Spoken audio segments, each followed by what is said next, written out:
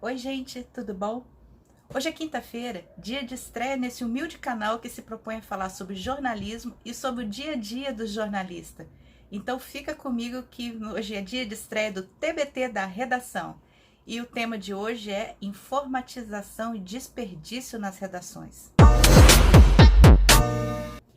Se você não me conhece, muito prazer. Eu sou Érica Santos, sou jornalista mineira formada há 24 anos, sou capixaba de coração e me criei nas redações do Espírito Santo. Hoje, eu tenho a minha própria empresa de produção de conteúdo jornalístico e estou desbravando novas oportunidades de mercado. Quando eu me formei em 1996, a internet ainda estava chegando aos poucos nas redações.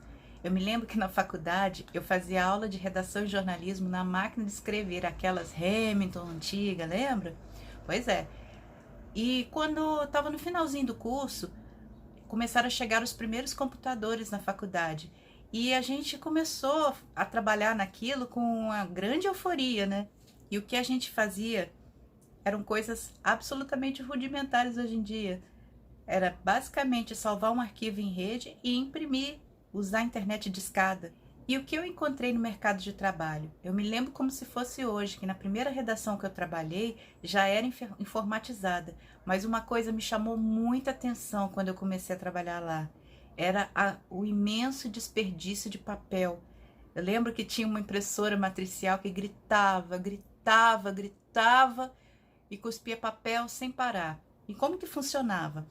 Basicamente era assim, o repórter fazia o seu texto, cada texto que ele fazia, ele imprimia duas cópias, uma cópia para o editor e uma cópia ficava para ele mesmo. Só que muitas vezes aquela impressora que gritava, gritava, gritava, ela dava defeito. E aí quando dava defeito, ficava aquele monte de arquivos na fila para serem impressos. E aí quando ela voltava a funcionar, imprimiam aquele monte de arquivos, esqueciam de excluir aqueles arquivos e aí ficava aquele monte de páginas e páginas de formulário impresso. Um desperdício horroroso de papel. Tempos depois, aquela impressora matricial foi trocada por uma impressora a laser e foi assim, um alvoroço dentro da redação.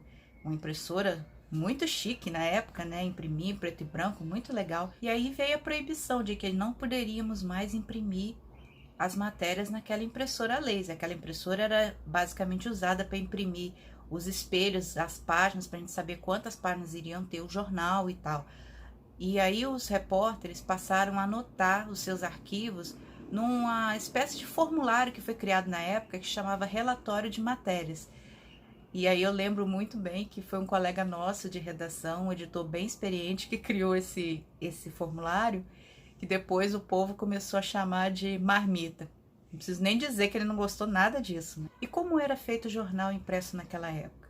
Bem, os editores desenhavam a página, desenhavam e anotavam lá o nome da matéria principal, uma subretranca, uma tabela, um gráfico, o que fosse necessário, e entregava para o diagramador que desenhava essa página no computador. Já existia programa de editoração eletrônica nessa época.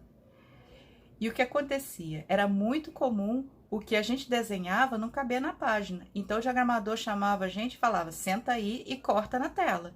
E era muito comum a gente sentar lá no espaço do diagramador e a gente cortava o material todo na tela. Depois, ainda houve uma mudança, que a gente começou a abrir as páginas no nosso próprio terminal. Mas até então a gente tinha que ir lá no lugar onde ficavam os diagramadores e cortar o material todo na tela. Os programas de editoração eletrônica evoluíram muito. Hoje já é possível trabalhar com modelos de páginas prontas desde o início do processo. Isso fez com que o número de diagramadores nos jornais reduzisse muito. E você, gostou do TBT da redação? Me conte aqui nos comentários, deixe o seu like, se inscreva aqui no canal. Em breve eu volto aqui para te contar mais uma história. Você é muito bem-vindo. Um beijo e até a próxima. Tchau!